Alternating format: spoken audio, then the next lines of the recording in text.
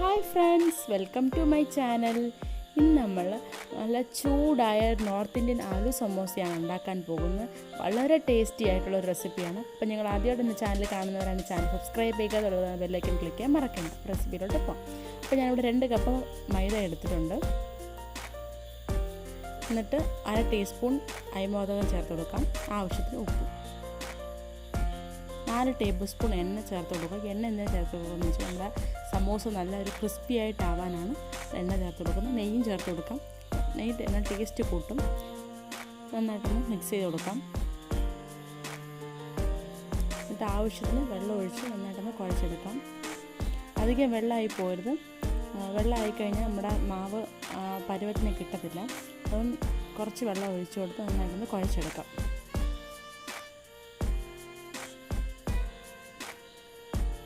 നന്നായിട്ടൊന്ന് കുഴച്ചെടുക്കണം.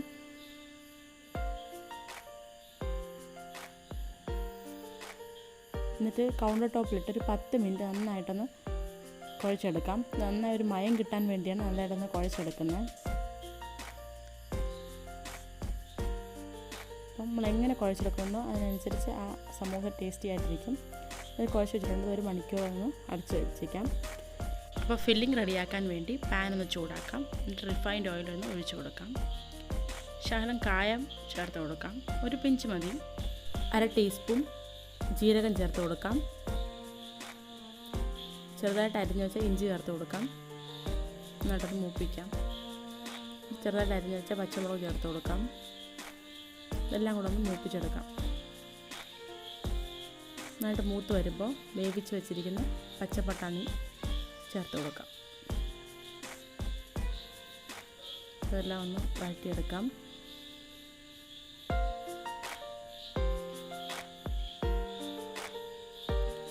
കാൽ ടീസ്പൂൺ മഞ്ഞൾപ്പൊടി, 1 ടേബിൾ സ്പൂൺ മുളക് പൊടി, 1 ടേബിൾ സ്പൂൺ മല്ലിപ്പൊടി നന്നായിട്ടൊന്ന് മൂപ്പിച്ചെടുക്കാം.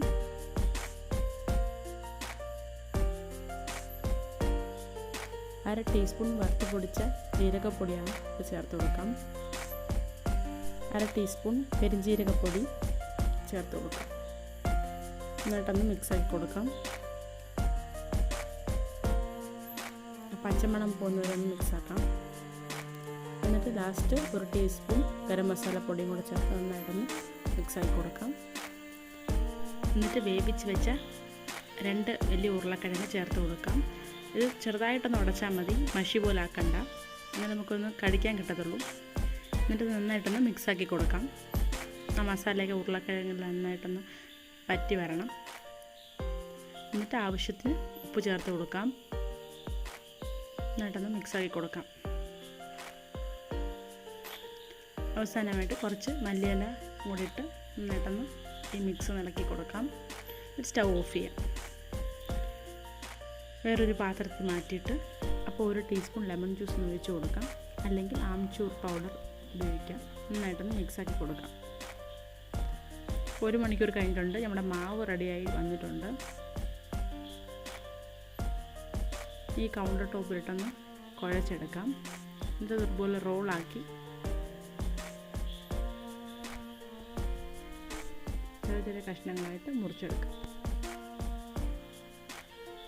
അപ്പോൾ എല്ലാ കഷ്ണങ്ങളും മുറിച്ചെടുത്തിട്ടുണ്ട്. കൗണ്ടർ ടോപ്പിൽ ഇച്ചിരി എണ്ണ പുരട്ടി നന്നായിട്ടൊന്ന് ഓരോ കഷ്ണമായിട്ട് റോളാക്കി എടുക്കാം. ഇതിന് ചപ്പാത്തിയുടെ പരുവത്തിൽ റോളാക്കി എടുക്കാം. അധികം ഘനം വേണ്ട, കുറച്ച് തിന്നായിട്ട് വേണം പരത്തിയെടുക്കാൻ.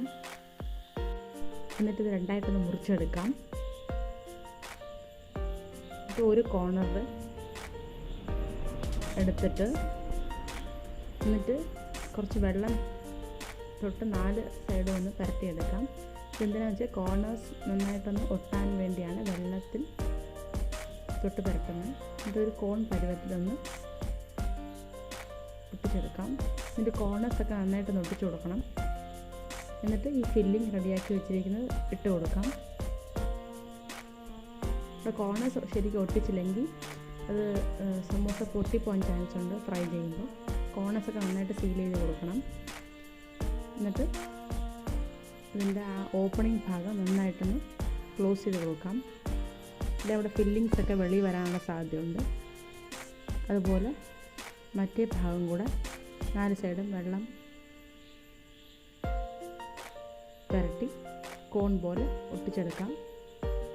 എന്നിട്ട് എല്ലാ സൈഡും ഒന്ന് സീൽ ചെയ്ത് കൊടുക്കാം. ഫില്ലിങ് ഈ കോണിൽ ഇട്ട് കൊടുക്കാം.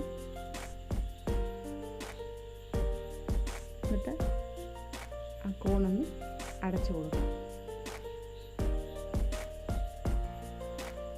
അതേപോലെ തന്നെ മറ്റ് സമോസയും റെഡിയാക്കി എടുക്കാം.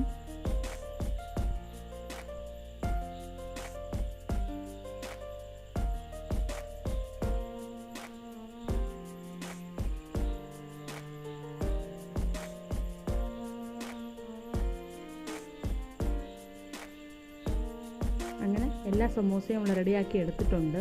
ഈ സമോസകൾ ഉടനെ ഫ്രൈ ചെയ്യരുത്. 30 മിനിറ്റ്സ് മാറ്റി വെച്ചിട്ട് വേണം ചെയ്യേണ്ടത്. അപ്പോൾ എണ്ണ ചൂടായി വരുമ്പോൾ ഈ സമോസകൾ ഫ്രൈ ചെയ്തെടുക്കാം. മീഡിയം ഫ്ലെയിമിലിട്ട് വേണം ഫ്രൈ ചെയ്യേണ്ടത്, അല്ലെങ്കിൽ പെട്ടെന്ന് കരിഞ്ഞു പോകാനുള്ള സാധ്യതയുണ്ട്. അതുകൊണ്ട് മീഡിയം ഫ്ലെയിമിലിട്ട് വേണം ഫ്രൈ ചെയ്യേണ്ടത്. എന്നിട്ട് ഒരു സൈഡ് മൂത്ത് വന്നിട്ടുണ്ട്, അടുത്ത സൈഡും കൂടെ തിരിച്ചിട്ട് കൊടുക്കാം.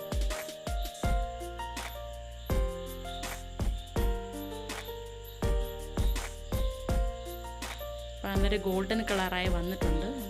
നമ്മുടെ സമോസ റെഡി ആയിട്ട് മാറ്റാം. ഇതുപോലെ അടുത്ത സെറ്റ് സമോസയും കൂടെ എണ്ണയിലിട്ട് ഫ്രൈ ചെയ്തെടുക്കാം. അങ്ങനെ നമ്മുടെ സമോസകളെല്ലാം റെഡിയായി വന്നിട്ടുണ്ട്.